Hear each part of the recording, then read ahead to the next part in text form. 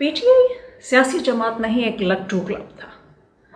P T I کے سربراہ عمران خان صاحب ایک لحاظ سے خوش قسمت شخصیت تھے کہ سیاسی نشیب و فراز اور سختیاں جھیلے بغیر ہی سیاست کی عرفہ مسند پر براجمان کر دیے گئے، بالکل اسی طرح جیسے پاکستان کی دائیں بازو کی کئی چھوٹی بڑی سیاسی اور مذہبی جماعتوں کے شاہکار اسٹیبلشمنٹ کی بھٹی میں تیار ہو کر لوٹوں یعنی الیکٹیبلز کی مدد سے مارکیٹ میں کھپائے جاتے ہیں۔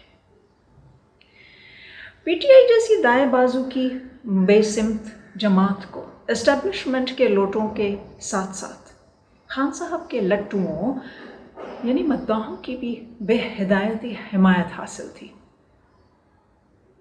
پی ٹی آئی دراصل ایک لٹو کلب یعنی فین کلب ہی تھا۔ اس لٹو کلب کا ہیرو اور آئیڈیل خان صاحب تھے۔ یہ مداح یا فینس خان صاحب کے گئے وقتوں کے آؤ دیکھا نہ تاؤ بس بلہ گھماؤ کا ناموں پر لٹو تھے۔ بڑے خان صاحب اپنے لٹوؤں کی بے لوس چاہت کی ڈور اپنی انگلیوں میں لپیٹے بچہ جمہورا گھوم جا کی تان لگاتے تو جمہور کے معنوں سے نابلد ہونے کے باوجود اس سے الرجک ان کے لٹوؤں کی طرح گھوم جاتے۔ خان صاحب دن کو رات کہتے تو لٹو بھی دن کی روشنی کو رات کی تاریکی ہی مانتے۔ خان صاحب کہتے ان کے سوا پوری دنیا بدعنوان ہے تو لٹو بھی یہ مان لے آتے کہ ہاں ایسا ہی ہے۔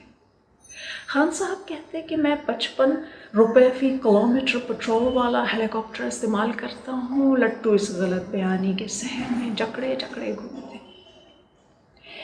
ایسے لٹو کلب کو انگریزی میں کلٹ بھی کہا جاتا ہے، جو بلائنڈ فیتھ یا اندھی تقلید کا پیروکار ہوتا ہے۔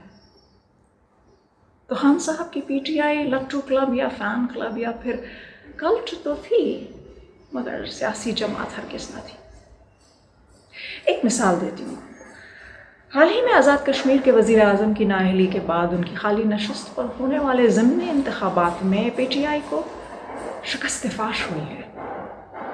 اسی نشست پر 2 سال قبل پی ٹی آئی نے 5000 سے زائد ووٹوں کے ساتھ کامیابی حاصل کی تھی، تو پی ٹی آئی کا لٹو یا ووٹر کہاں چلا گیا؟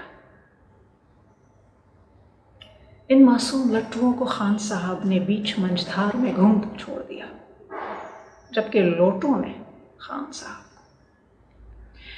کیونکہ ان لوٹوں اور لٹوؤں دونوں کی ہی رسی اب اس ملک کے حقیقی اور واحد بگ فین کلب نے اپنی انگلی کے گرد کس کے لپیٹ لی ہے۔